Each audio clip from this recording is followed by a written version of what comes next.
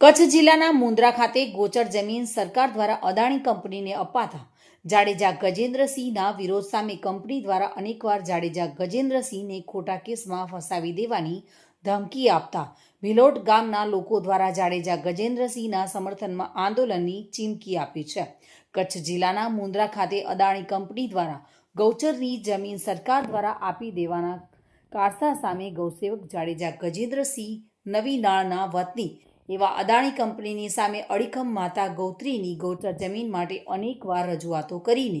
ગૌચર જમીન બચાવવા માટે અનેકવાર કંપની સામે રજૂઆત કરી છે અને કંપની સામે અડીખમ લડી રહ્યા છે। ત્યારે ગામના લોકો દ્વારા આજે ભેગા મળીને જાડેજા ગજેન્દ્રસિંહને કંપની દ્વારા અનેકવાર ધમકી આપવામાં આવી રહી છે કે કોઈપણ ખોટા કેસમાં તમને ફસાવી દેવામાં આવશે તેવું કહીને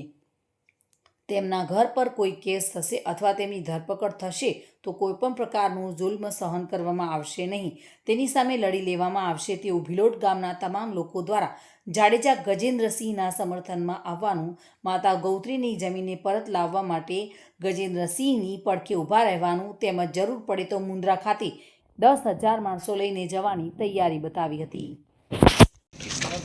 हाल जे मुंद्रा खाते गजूभा जाडेजा जेना लड़त चलवी रह्या छे गौचर माटेनी ए लड़त साथे अमे बधा सहमत छीए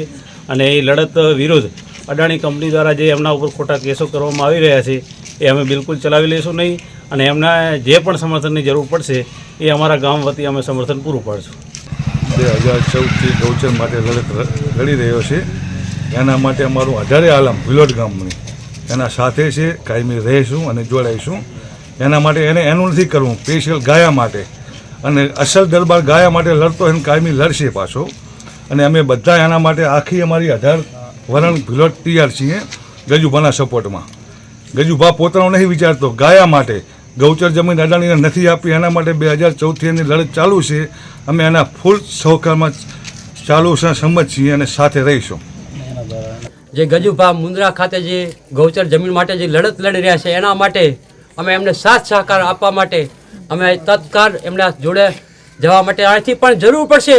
તો અહીંથી અમે પ્લોટ નહીં પણ રાધનપુરની આજુબાજુના 10,000 માણસો લઈને ત્યાં જવા માટે તૈયાર રહીશું। જો એમને ખોટા કેસમાં જો ફસાવવામાં આવશે